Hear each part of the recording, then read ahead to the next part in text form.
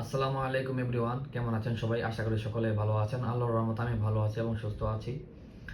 তো আমাদের 2-3 দিন পরে আমাদের ঈদ চলে আসবে। তো সবাই ইনশাআল্লাহ আমরা ঈদটা ভালোভাবে উদযাপন করব। তো ঈদের পরবর্তী সময়ে আমরা অনেকেই দেশে বিদেশে ভ্রমণ করতে যাব। তো ভ্রমণ করার ক্ষেত্রে গিয়ে আমরা কিন্তু অনেক সমস্যার সম্মুখীন হই, অনেকে সমস্যায় পড়তে পারি। তো সেই ক্ষেত্রে যারা আমরা ডোমেস্টিক বা দেশে ট্যুরে যাব, সেই ক্ষেত্রে আমরা জানি যে আমরা কোনো সমস্যা হলে কোথায় যাব বা কার সাথে যোগাযোগ করব, কিভাবে সহযোগিতা পাবো, কিভাবে আমরা ওই সমস্যা থেকে পুরো পরিত্রাণ পাবো, আমাদের এই রাস্তা জানা আছে। তো অন্যদিকে আমরা যখন ফরেন ট্যুর মানে বিদেশে ভ্রমণ করতে যাব, সেই ক্ষেত্রে কিন্তু আমরা একটা সমস্যায় পড়লে আমরা কোথায় যোগাযোগ করবো আমরা কিন্তু দিশেহারা হয়ে যাই, আমাদের ফ্রাস্ট্রেট হয়ে যায়। সেই ক্ষেত্রে আমরা একটা দেশে বিদেশে গিয়ে ভ্রমণ করতে গেলে সমস্যা হতেই পারে, এটা স্বাভাবিক। যেমন পাসপোর্ট হারিয়ে যেতে পারে, ইমিগ্রেশন সংক্রান্ত কোনো সমস্যা হতে পারে, বা যে কোনো সমস্যা হতে পারে, চুরি হতে পারে, ডকুমেন্টস হারিয়ে যেতে পারে, বা হামলার শিকার হতে পারে।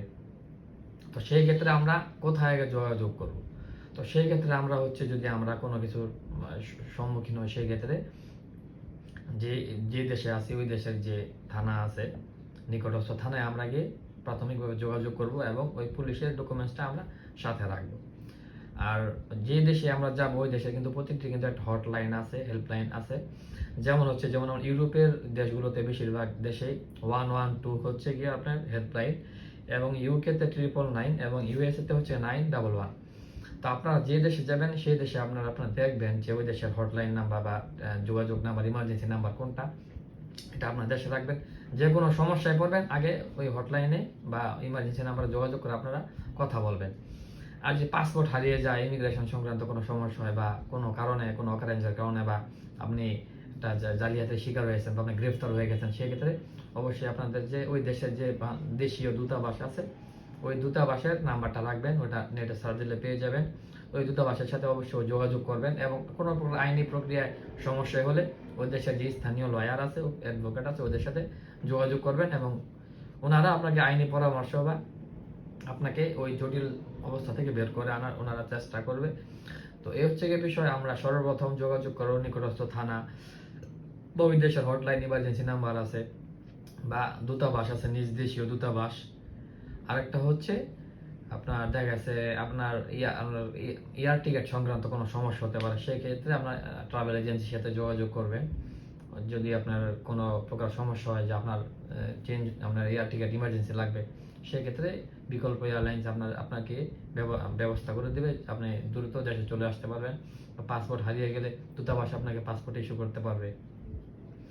তো খেয়াল রাখবেন, আপনার দূতাবাস, নিজ দেশীয় দূতাবাসের নাম্বার সাথে রাখার চেষ্টা করবেন, ওই দেশের ইমার্জেন্সি নাম্বারটা সাথে রাখার চেষ্টা করবেন।